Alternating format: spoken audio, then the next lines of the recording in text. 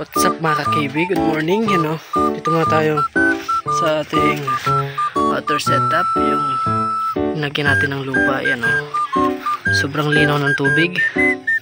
Linagyan natin ng mga plants para ma-maintain yung linaw ng tubig,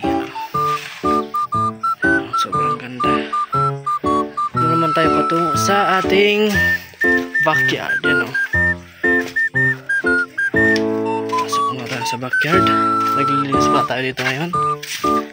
Yan ang bagong setup natin.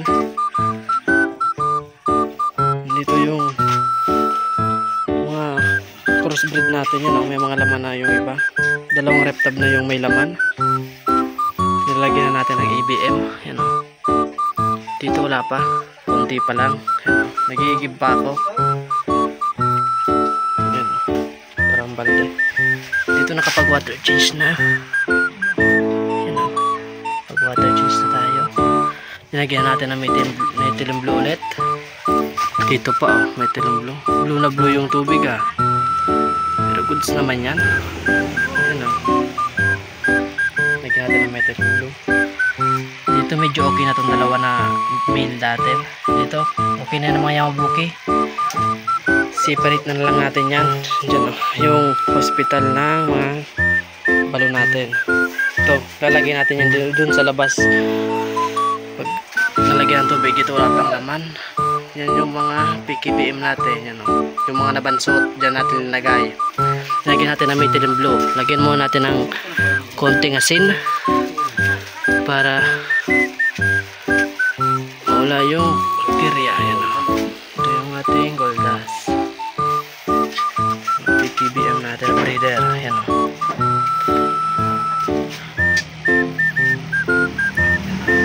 Mga PKBM natin. Water change pa natin yan. Din dito. Sobrang umi na kasi ng tubig. Kulay brown na. Parang Milo na Ito yan. Sa Oscar natin. Dalawa na natitira sa Oscar. Mga balo natin. Sobrang rami ng fry. Yung mga fry natin. Dito na pag water change na. Diyan. Yung mga PKBM natin na available. Lahat yung glitter ay matipuan nyo. Bigay ko ng 100 each. Ganyan pa lang kalaki. Kajubi pa lang yan Kaya bigay ko ng 100 each. Benta natin yan. Yung bagong setup natin. Lagyan natin to ng mga takipin dyan.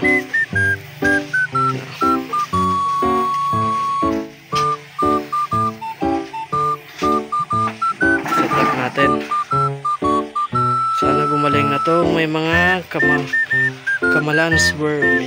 Sana gumaling na para malagay na natin dito sila. Nadali kasi sila nung pag-ulan umuulan tas biglang init. Hanggang dito lang ating vlog. Kung nakaabot ka sa video na to, baka naman follow naman sa ating page and palike. Thank you guys.